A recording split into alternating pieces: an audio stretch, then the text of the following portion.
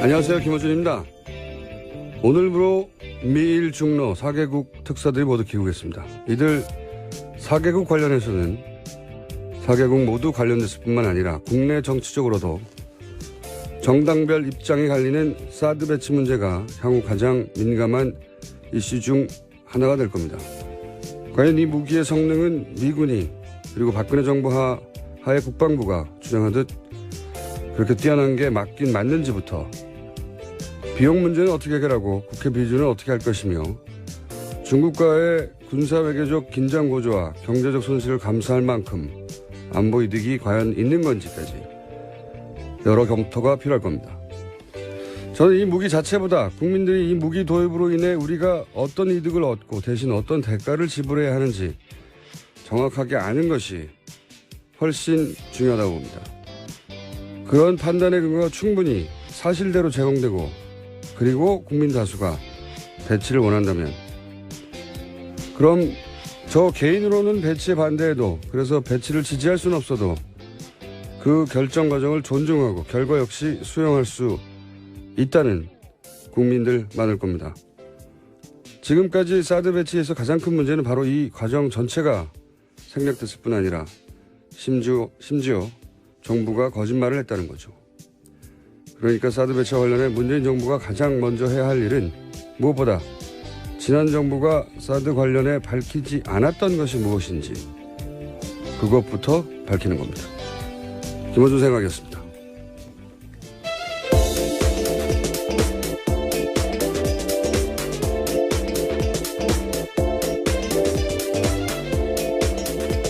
시사인의 김은지입니다. 사드 관련해서는 뉴스공장에서 3부 혹은 4부에서 저희가 인터뷰가 하나 준비되어 있습니다. 그래서 제가 오프닝을 이걸 시작했는데 포스털 교수라고 아세요 혹시? MIT. 네, 잘 모릅니다. 그러시구나. 잘 모르셔도 됩니다. 네, 영어로 인터뷰하셨나요? 영어로 인터뷰하는 사람을 계획인가요? 중간에 끼고 예.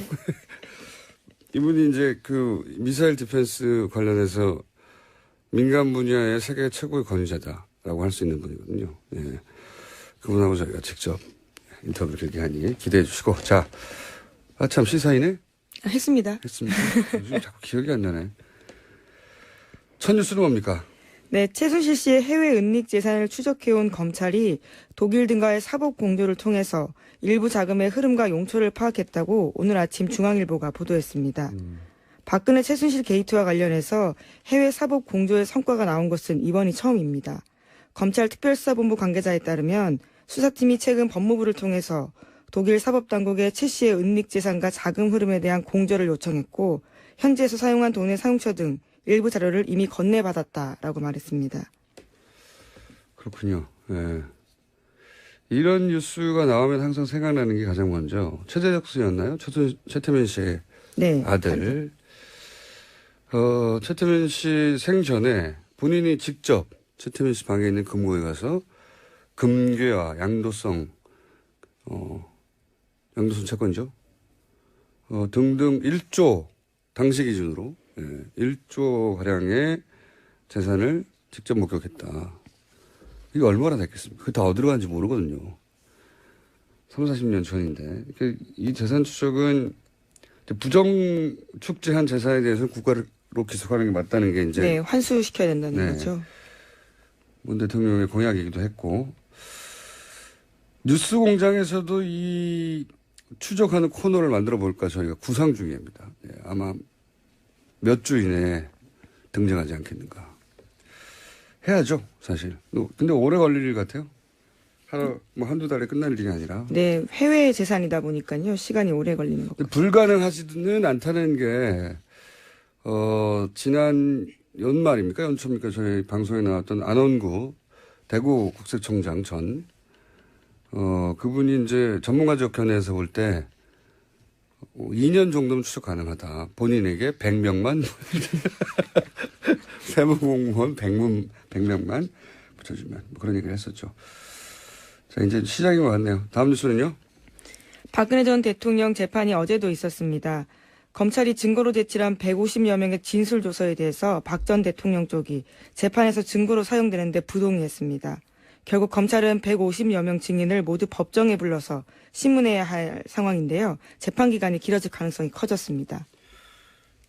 이런 경우는 잘 없거든요. 예. 변호인이 부동의 할 수 있습니다. 검찰, 그러면, 물론 최종 결정은 재판장이 하지만, 변호인이 이제 부동의를 하고, 그리고, 그러면은 그러니까 증인들이 했던 말들 전체를 인정할 수 없다는 거거든요. 진술했던 말들. 예, 그럼 직접 증인으로 불러서 다퉈야 됩니다. 이러면 시간이 엄청나게 오래 걸려요. 150명, 그러니까 증인을 한 번 불러서, 이제, 검찰이 신문하고 또 반대신문 변호인이 하고, 이러는 게 아무리 단순한 것도 한 사람당 한 30분 정도는 걸리거든요. 3명이면, 그리고 이분들이 다 오질 않아요. 해보면. 왜냐하면 그분들도 다 자기 사정이 있기 때문에 시간이 잘 안 맞고, 그러면 하루 3명씩 주 3회 부른다는 계산도 이대로 될 리가 없어요. 이런 식으로 하면 6개월도 넘어가고 굉장히 오래 걸리는데, 이 시간을 오래 끌겠다는 거죠, 이게. 네, 그래서 어제 재판부도 좀 놀래는 투로 모두 다 불러서 증인 신문 하자는 취지는 아니냐라고 물었는데 그렇다라고 변호인 쪽에서 말했습니다. 요지가 그런 거죠. 검찰이 그 증거를 철회하지 않으면 반대 신문을 하겠다는 요지로 말을 한 건데 저는 이렇게 시간을 계속 끄려고 하는 목적은 그런 것 같아요. 이 박근혜 전 대통령 변호인단이 부실한 건 사실입니다. 어떤 의미에서 부실하냐면 이재용 삼성 부회장의 변호인단에 부여하면 상대적으로 대단히 부실하죠. 예. 근데 지금 이재용 부회장의 재판 결과와 상당히 연동되어 있다고 볼 수 있거든요. 이 사건은. 네, 뇌물죄 부분은 예. 공범이라고 볼 수 있으니까요. 그러니까 이재용 부회장의 혐의가 이재용 부회장을 변호하고 있는 최고의 변호인단에 의해서 어느 정도 벗겨지거나 하면 본인들에게 유리할 거라고 보고 시간을 끌고 있다라고 저는 생각합니다. 재판 전략이기도 한 거죠. 예. 그런 이유 아니겠는가. 하여튼 상식적이지 않은 부동이긴 하나 그거밖에 방법이 없으니 이러고 있는 것이다. 저는 그렇게 봅니다. 자, 다음 순요. 네, 어제까지 이낙연 총리 후보자에 대한 청문회 있었습니다. 예. 야당 청문위원들은 청문회 이틀 동안 1,000통이 넘는 문자 메시지 받았다라고 합니다. 문자 메시지, 1,000통이 넘는. 이거 관련해서는 좀 뉴스 좀 나오고 어제도 잠깐 자제할 필요 없다고 제가 했는데 이게 이제 문자 폭탄이란 단어부터가 굉장히 부정적인 뉘앙스죠. 근데 가만히 생각해 보면 이건 문자를 받는 정치인 시각에서 본 겁니다. 정치인 입장에서는 막 쏟아지니까. 그런데 보내는 유권자들 입장에서 이 현상을 보면 자, 우리 모두 같이 문자 폭탄을 보내요 하고 서로 텔레파시를 보낸 다음에 일시에 문자 보낸 게 아니에요. 그러니까 이 문자는 폭탄이 아니고 하나하나가 다 유권자들이 개별 행동을 한 거예요.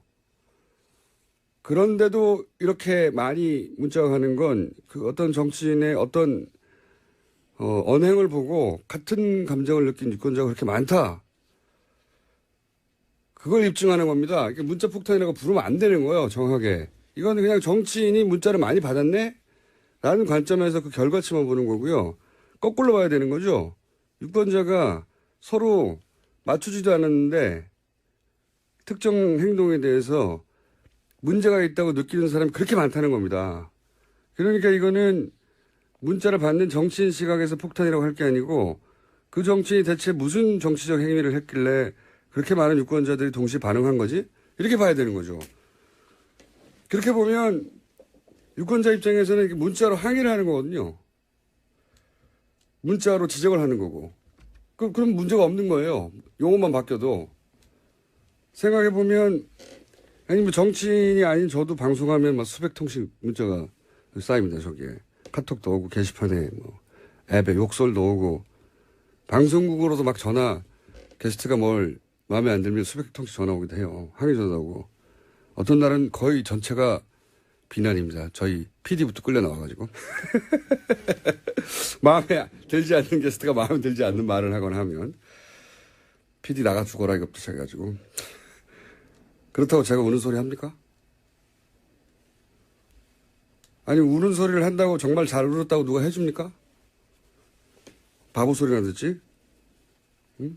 청취자 반응조차 수용하지 못한다는 소리 듣지. 정치인만 왜 우는 소리를 듣고 있는 거죠? 이거는 정치인들은 한 사람 한 사람이 헌법기관이에요. 대의기관이고. 그런데 어떤 정치행위, 뭐 청문회를 하든 관중이든 어쨌든 하는데 유권자가 이것은 문제라고 정치 의사표현을 하는 거예요. 거기다 왜 우는 소리를 합니까? 이전에 그런 적이 없었던 거는 과거에는 정치인한테 그런 문자를 보내는 게 두려웠거든요. 막연히. 정치인이 막 대단한 것 같고 감히 국회의원에게. 내 일도 아닌데 그 일이 직접. 뭘 그렇게까지 하나. 근데 그게 이제는 이 정치적 참여율이 대단히 높아져가지고 그 벼슬이 아니고 세금 받는 공복이니까 내가 정치적 의사표현을 하는 거예요. 당연히. 이게 이전에는 그런 적이 없다고 해가지고 폭탄이라고 문자를 받는 정치인 입장에서 바라보면 안 되는 거예요. 정치적인 행위는 언제나 유권자한테 이렇게 감시 평가의 대상이 돼야 되는 겁니다. 그걸 감수해야 될 의무가 있는 거고 안 그러면 정치는 하면 안 되는 거 이제. 유권자 의식이나 행동 양식이 계속 변하는데 정치인이 여기 적응을 못하면 안 되는 거죠. 적응을 해야지. 아니 옛날처럼 보내지 마세요. 이런 거거든요. 근데 물론 뭐 시간이 너무 늦다거나 내용이 협박성이 있다에 대해서 호소하는 부분도 있었습니다. 그런 사람도 있겠죠. 저희 문자에도 많아요. 욕설도 있고. 그리고 그 문자는 유권자들이 자기 전화번호를 놓치라고 하는 거예요. 익명으로 하는 게 아니에요. 예. 휴대폰으로 겨우 문자 보내는데 휴대폰을 면상에 던졌다고는 모르겠어요. 수백 명이. 이건 무슨 화염병 던지지 말라는 수준으로 자꾸 가르치려 들 게 아니고 배워야 돼요. 새로운 유권자 행동 양식을. 그러면 휴대폰 하나 더 두세요. 문자 받는 휴대폰을 정치인들이 직접적으로 공개하고 저한테 항의하시거나 의견이 있거나 또는 뭐 격려하실 분들은 제가 일상적인 생활도 해야 되고 하니 휴대폰을 하나 더 두겠습니다. 라고 하든가. 하여튼 저는 이 현상을 바라보는 언론의 태도도 마음에 안 들고 이걸 문자 폭탄이라고 부르는 용어도 마음에 안 들고 왜 문자 폭탄이에요? 그럼 받는 사람 중심으로 그 정치인 해당 관점에서 용어를 정한 거예요. 보내는 사람은 다 개별적으로 보내는 겁니다. 하나하나. 너무 길게 했네. 제가 다음 뉴스 짧게 해주세요. 아니 생각하면 생각할수록 난 이상해서 이 현상이. 이걸 보고 자꾸 가르치려고 드는 게 그러지 말라고. 왜 자제를 해야 해요? 자, 다음으로 합시다. 네. 청와대가 대통령 비서실 특수활동비 등 127억 중에서 53억 원을 절감하겠다고 밝혔습니다. 절감한 돈은 청와대 청년 일자리 창출과 소외계층 지원에 쓰겠다고 밝혔습니다. 그렇군요. 밥은 먹이면서 일을 하는 게 우리 이제 정석이긴 한데 밥값도 네, 자기 밥값은 자기가 내겠다라는 거요. 이게 공식 맞긴 맞는 거죠. 행사에서는 예, 맞긴 맞는 거죠. 우리 정서상은 이제 밥을 먹이면서 일을 시키자 뭐 이런 게 있긴 한데 이게 맞긴 맞는 거죠. 공무원이니까요. 예. 자, 다음은요. 네, 청와대 새 민정비서관에는 백원우 전 의원이 선임됐습니다. 백 전 의원은 이명박 전 대통령에게 고함을 지른 사건으로 유명한데요. 당시 장례 재판 혐의로 재판을 받게 됐었습니다. 예. 그때 이제 이게 전 국민한테 생중에 대해서 강한 인상을 남겼죠. 네, 물론 무죄 받았습니다. 오래 걸렸어요. 네, 예. 그렇죠. 무죄를 받아내는데 변호인이 문재인 대통령이 아니었나요? 아, 증인으로 나갔습니다. 증인이었나요? 예. 당시 상황에 대한 증언을 하는 사람이었고요. 이 백원우 제가 알기로는 그 비서관, 참여정부 시절에 민정 비서관 아니었고 당시는 행정관이었고요. 네, 지금은 행정관이었고. 비서관이 됐습니다. 네. 그렇군요. 이 인사를 두고 이제 이명박 전 대통령 입장에서는 긴장되겠네요. 어떤 의미에서. 자, 다음 뉴스는요. 예, 새 정부 인수위 역할을 하는 국정기획자문위에서 어린이집 누리과정 전액 국고 지원하겠다라는 내용 보고받았다라고 밝혔습니다. 이건 뭐 공약이니까요. 예, 이렇게 하겠다고 했으니까. 근데 이제 기재부는 당황을 하겠네요. 예. 자기들 그 예산 얘기를 하지 않고 발표부터 했으니까. 네, 2조 정도 준다고 합니다.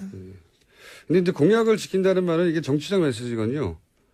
이거는 조율하고 발표한 내용은 아니고 앞으로 이제 실행 계획을 의논할 때 기재부하고 이제 얘기를 되겠지만 기재부는 자기들하고는 말하지 않았다.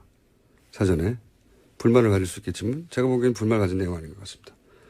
공약을 지킨다는 말을 하는 거니까요. 이건 정치적 메시지죠. 다음 뉴스는요? 네, 전두환 전 대통령의 셋째 아들인 전재만 씨가 30대 여성에게 4천만 원짜리 시계를 선물했다는 사실이 뒤늦게 알려져서 화제가 되고 있습니다. 아, 이거요. 그래서 요 뉴스가 나오자마자 본인이 관련해서 이 전재만 씨의 재산을 찾은 게 있다고 갑자기 등장하신 분이 계셔서 저희가 미니로 3분만 인터뷰를 하겠습니다. 이게 내용이 이제 아버지 통장에는 29만 밖에 없는데 그래서 불법 비자금에 대해서 아직 환수 못하겠다고 버티는 돈이 네. 1,000억 원이나 넘습니다. 그런데 이제 이건 이제 뭐랄까요, 돌발적인 사건이죠. 인천공항에서 입국하다가 시계가 거의 5천만 원에 육박하는 시계가 발각이 되자 누가 사줬어? 그랬더니 전재만 씨 이름이 그때 튀어나왔다는 겁니다. 전두환 씨 셋째 아들이죠. 그래서 이제 그 일가의 숨겨진 재산에 대한 얘기가 언론에 잠깐 등장했는데 몇 년 전부터 미국에 있는 호화주택, 전재만 씨 소유의 호화주택을 추적했던 분이 있습니다. 이런 거 전문인 것 같아요, 이분은. 더불어민주당의 안민석 의원 전화 연결됐습니다. 짧게 하겠습니다. 안녕하세요. 예, 안민석 의원입니다. 네.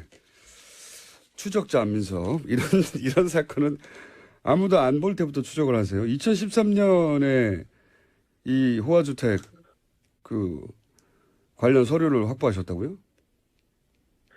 네, 그때가 박근혜 정부 출범하고 난 다음에 이제 박근혜하고 전두환 두 사람의 어떤 정치적인 앙숙의 악연이 있었지 않습니까? 그래서 전두환 재산을 몰수해야 된다고 이제 박근혜 정권이 이야기를 하면서 정권 초반에 그런 얘기 나왔었죠. 예. 네, 그렇죠. 전두환 재산 추징 특별법이 막 논란이 되고 있었고요. 예.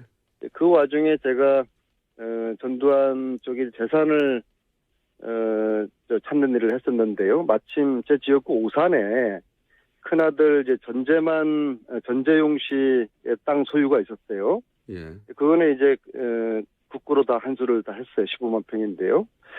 그리고 이제 미국의 그 전재만 씨의 와이너리 이제 그 와인을 만드는 예. 공장 예, 그리고 예. 이제 포도밭 예. 그거하고 이제 뭐 어마어마하게 비싼 미국의 저택이 있다고 그래서 알아보니까 이제 샌프란시스코 쪽이더라고요. 예. 그래서 2013년 여름에 일주일 동안 이 재산을 찾으러 다녔죠. 그러니까 차명이나 이런 게 아니고 이 전재남 씨 직접 소유가 서류로 확인된 겁니까? 처음에 본인이 이제 본인의 재산이 아니고 장인의 재산이라고 했는데 장인의, 예. 예, 그 현지에 있는 그 지인이 또 열심히 도와주셔서 보니까 그 계약서를 찾아냈는데요. 계약서요. 장인하고 그 전재만 두 사람의 공동 명의로 계약이 돼 있다는 것을 발견을 했죠. 아, 공동 명의로. 예, 네. 해명은 장인의 소유라고 했으나 실제 계약서를 추적해서 찾아봤더니 공동 명의로 돼 있더라. 놀라운 사실이 그 고급 와인, 아주 고급 와인인데요. 예. 온다도로라는 와인이 있어요. 프리미엄 와인인데요. 이 와인이 2010년 11월에 우리나라에서 G20 정상회담이 이명박 정권 시절에 있지 않습니까? 예. 온다도로가 그때 정상회담의 금배 와인으로 사용되었던 것이 아하. 이 전재만의 와이너리 다이나라라고 그러거든요. 예.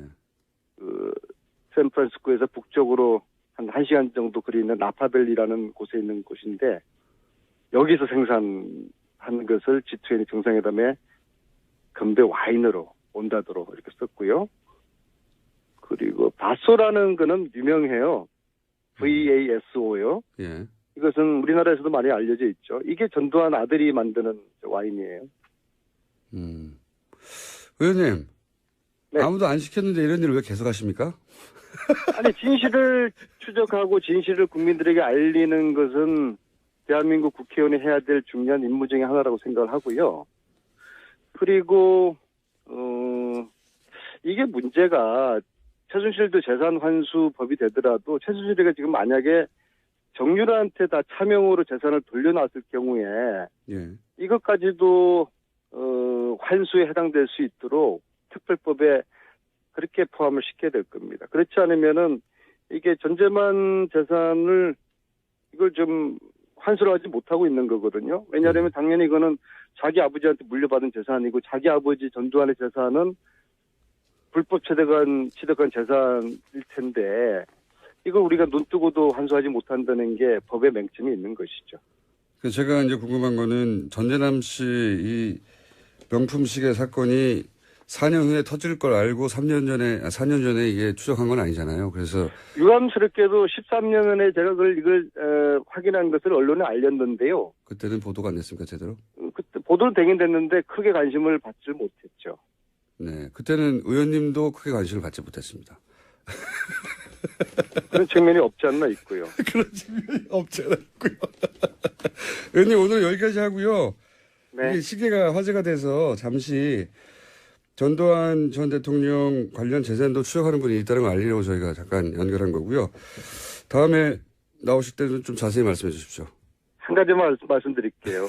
제가 일주일 동안 샌프란시스코에서 뒤지다가 포기하고 귀국을 하려고 하는데 당시에 샌프란시스코 총영사관에 있는 외교관 한 분이 저에게 와인을 선물을 주시면서 예. 이 와인이 전재만 씨 와이너리에서 나온 것이다. 네. 그래서 그 포기했던 와이너리를 위치를 알게 됐어요. 예, 대단한 스토리가 신기하죠. 아니네요. 예. 신기하죠. 예, 알겠습니다. 하여튼 고생하셨고요. 이렇게라도 추적해왔던 게 이제 밝혀질 기회가 왔으니까 앞으로 그 얘기도 쭉 더 들어보겠습니다. 오늘 말씀 감사합니다. 그래요. 수고하세요. 네. 더불어민주당의 안민석 의원이었습니다. 이분은 이렇게 아무도 안 시키는 일을 혼자 꾸준히 하다가 어느 순간 보면 빵 터지는. 자, 예. 전재남 씨 재산도 추적하고 있었네요. 네, 추적자입니다. 자, 오늘 뉴스는 여기서 끝인가요? 뭐, 제목 정도 한두 개 읊을 수도 있을지도 모르겠는데. 아, 그런가요? 시간이 없다고 제작진이 보내고 있는 것 같은데요. 난리가 났네요. 시간이 없다고. 못 봤습니다. 인터뷰하다가. 시사인의 김은지였습니다. 감사합니다. 것이 무엇인지 그것부터 밝히는 겁니다. 김원준 생각이었습니다.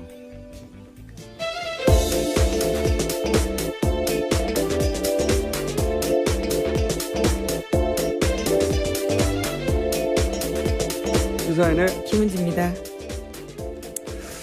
4대 관련해서는 뉴스공장에서 3부 혹은 4부에서 저희가 인터뷰가 하나 준비되어 있습니다. 그래서 제가 오프닝을 이걸 시작했는데 포스털 교수라고 아세요 혹시? MIT. 잘 모릅니다. 그러시구나. 잘 모르셔도 됩니다. 네, 영어로 인터뷰하셨나요? 영어로 인터뷰하는 인터뷰하실 사람을 계획인가요? 중간에 끼고 예. 이분이 이제 그 미사일 디펜스 관련해서 민간 분야의 세계 최고의 권위자다라고 할 수 있는 분이거든요. 예. 그분하고 저희가 직접 인터뷰를 이렇게 하니 기대해 주시고. 자, 참 시사인에 했습니다. 했습니다. 요즘 자꾸 기억이 안 나네. 첫 뉴스는 뭡니까? 네, 최순실 씨의 해외 은닉 재산을 추적해온 검찰이 독일 등과의 사법 공조를 통해서 일부 자금의 흐름과 용처를 파악했다고 오늘 아침 중앙일보가 보도했습니다. 박근혜 최순실 게이트와 관련해서 해외 사법 공조의 성과가 나온 것은 이번이 처음입니다.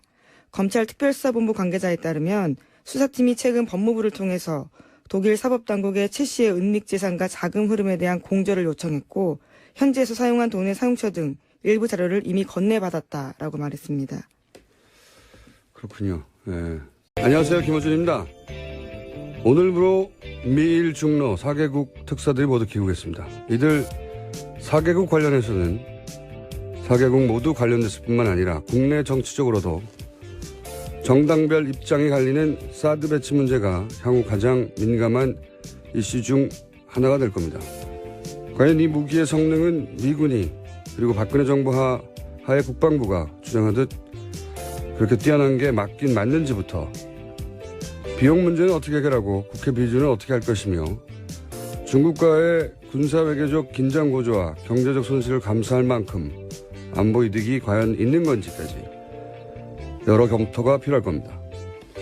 저는 이 무기 자체보다 국민들이 이 무기 도입으로 인해 우리가 어떤 이득을 얻고 대신 어떤 대가를 지불해야 하는지 정확하게 아는 것이 훨씬 중요하다고 봅니다. 그런 판단의 근거가 충분히 사실대로 제공되고 그리고 국민 다수가 배치를 원한다면 그럼 저 개인으로는 배치에 반대해도 그래서 배치를 지지할 수는 없어도 그 결정 과정을 존중하고 결과 역시 수용할 수 있다는 국민들 많을 겁니다. 지금까지 사드 배치에서 가장 큰 문제는 바로 이 과정 전체가 생략됐을 뿐 아니라 심지어 정부가 거짓말을 했다는 거죠. 그러니까 사드 배치와 관련해 문재인 정부가 가장 먼저 해야 할 일은 무엇보다 지난 정부가 사드 관련해 밝히지 않았던 것을 하겠다는 요지로 말을 한 건데 저는 이렇게 시간을 계속 끄려고 하는 목적은 그런 것 같아요. 이 박근혜 전 대통령 변호인단이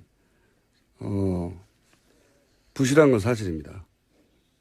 어떤 의미에서 부실하냐면 이재용 삼성 부회장의 변호인단에 비하면 상대적으로 대단히 부실하죠. 예. 근데 지금 이재용 부회장의 재판 결과와 상당히 연동되어 있다고 볼 수 있거든요. 이 사건은. 네, 뇌물죄 부분은 네. 공범이라고 볼 수 있으니까요. 그러니까 이재용 부회장의 혐의가 이재용 부회장을 변호하고 있는 최고의 변호인단에 의해서 어느 정도 벗겨지거나 하면 본인들에게 유리할 거라고 보고 시간을 끌고 있다라고 저는 생각합니다. 재판 전략이기도 한 거죠. 예. 그런 이유 아니겠는가. 뭐 하여튼 상식적이지 않은 부동이긴 하나 그거밖에 방법이 없으니 이러고 있는 것이다. 저는 그렇게 봅니다. 자, 다음 뉴스는요. 네, 어제까지 이낙연 총리 후보자에 대한 청문회 있었습니다. 네. 야당 청문 의원들은 청문회 이틀 동안 1,000통이 넘는 문자 메시지 받았다라고 합니다. 문자 메시지, 예, 1,000통이 넘는. 이거 관련해서는 좀 뉴스 좀 나오고 어제도 잠깐 뭐 자제할 필요 없다고 제가 했는데 이게 이제 문자 폭탄이란 단어부터가 굉장히 부정적인 뉘앙스죠. 근데 가만히 생각해 보면 이건 문자를 받는 정치인 시각에서 본 겁니다. 정치인 입장에서는 막 증거로 제출한 150여 명의 진술 조서에 대해서 박 전 대통령 쪽이 재판에서 증거로 사용되는데 부동의했습니다. 결국 검찰은 150여 명 증인을 모두 법정에 불러서 신문해야 할 상황인데요. 재판 기간이 길어질 가능성이 커졌습니다.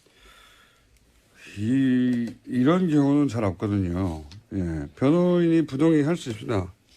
검찰 그러면 물론 최종 결정은 재판장이 하지만 변호인이 이제 부동의를 하고 그리고 그러면은 그 증인들이 했던 말들 전체를 인정할 수 없다는 거거든요. 진술했던 말들. 예, 그럼 직접 증인으로 불러서 다퉈야 됩니다. 이러면 시간이 엄청나게 오래 걸려요. 150명 그러니까 증인을 한 번 불러서 이제 검찰이 신문하고 또 반대 신문 변호인이 하고 이러는 게 아무리 단순한 것도 한 사람당 한 30분 정도는 걸리거든요. 3명이면 그리고 이분들이 다 오질 않아요. 해보면.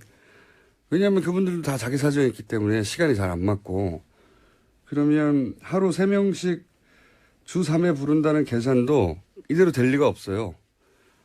이런 식으로 하면 뭐 6개월도 넘어가고 굉장히 오래 걸리는데 이 시간을 오래 끌겠다는 거죠, 이게.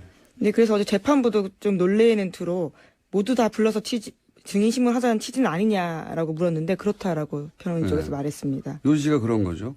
검찰이 그 증거를 철회하지 않으면 반대 신문 이런 뉴스가 나오면 항상 생각나는 게 가장 먼저 최재석 씨였나요? 최태민 씨의 네, 아들. 최태민 씨 생전에 본인이 직접 최태민 씨 방에 있는 금고에 가서 금괴와 양도성 채권이죠. 등등 1조 당시 기준으로 1조 가량의 재산을 직접 목격했다. 이게 얼마나 됐겠습니까? 그게 다 어디로 간지 모르거든요. 30-40년 전인데. 이 재산 추적은 부정 축제한 재산에 대해서는 국가로 기소하는 게 맞다는 게 이제. 네, 환수시켜야 된다는 거죠. 문 대통령의 공약이기도 했고. 뉴스 공장에서도 이 추적하는 코너를 만들어 볼까 저희가 구상 중입니다. 아마 몇 주 이내에 등장하지 않겠는가. 해야죠, 사실. 근데 오래 걸릴 일 같아요. 하루, 한두 달에 끝날 일이 아니라. 네, 해외 재산이다 보니까요. 시간이 오래 걸리는 것 같아요. 불가능하지는 않다는 게, 지난 연말입니까? 연초입니까? 저희 방송에 나왔던 안원구 대구 국세청장 전, 그분이 이제 전문가적 견해에서 볼 때, 2년 정도면 추적 가능하다. 본인에게 100명만, 세무공무원 100명만 붙여주면. 그런 얘기를 했었죠. 자, 이제 시작인 것 같네요. 다음 뉴스는요? 박근혜 전 대통령 재판이 어제도 있었습니다.